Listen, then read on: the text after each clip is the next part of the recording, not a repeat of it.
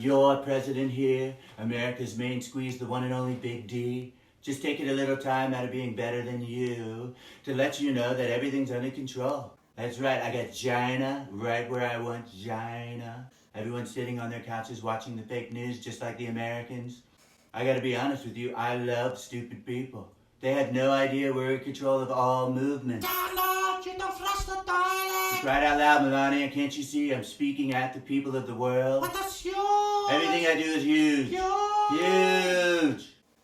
It was a big one, I'm not gonna lie to you. I left her a little gift for her making me use a not gold toilet. She's lucky I didn't leave her a little Mexican iced tea. Iced tea? I love iced tea. But make sure to have plenty of equal in the iced tea. Damn it, will somebody please take Bernie back to his arts and crafts class? Equality means I can have iced tea too, Donald. You're not God. I Well, I guess the protested in secret's the out 60s. then. All politicians are full of huge shit.